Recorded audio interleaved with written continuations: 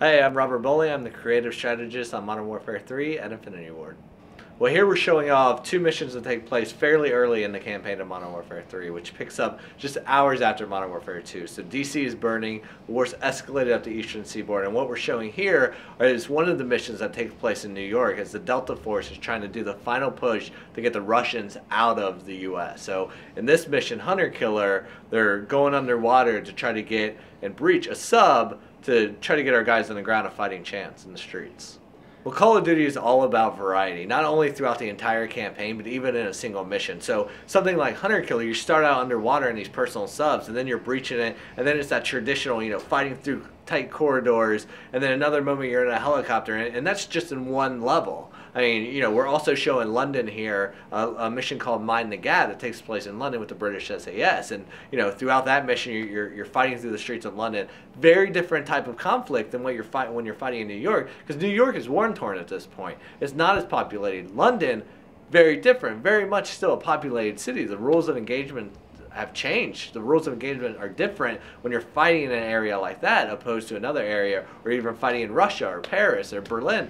All these areas have their own unique style based on the environment and how the war is raging there. So you're constantly experiencing new stuff. I mean, whether you're part of air support or your boots on the ground or a mixture in between.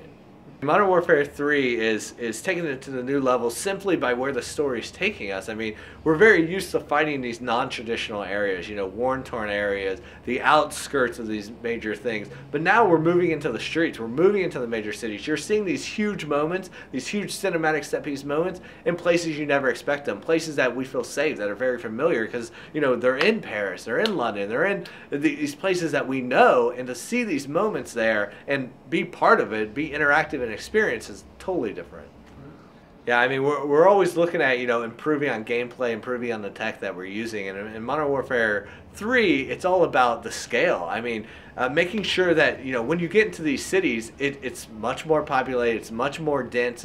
The urban environments have a lot going to it. I mean, when you're fighting through the streets of Manhattan, you have these massive skyscrapers, these long sight lines down the major streets. That's a lot of scale to build out in a game.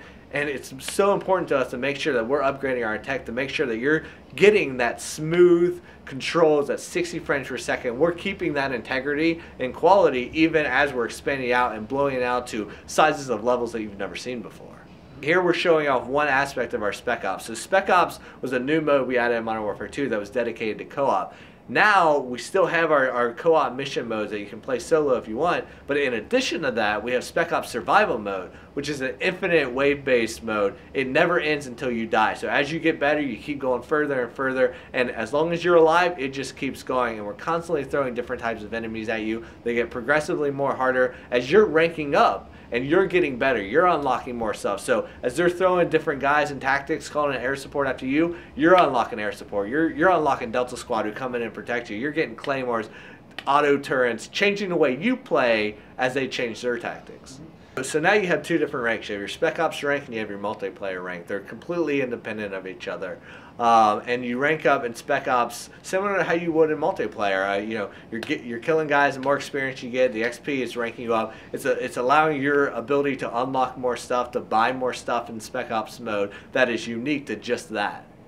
So mission mode is very different. Mission mode is unique geo that is based around a mission. You have objectives and stuff. Survival mode is played on an entirely different set of maps. Survival mode can be played on every multiplayer map, where mission mode is more focused on single player environments or completely unique environments.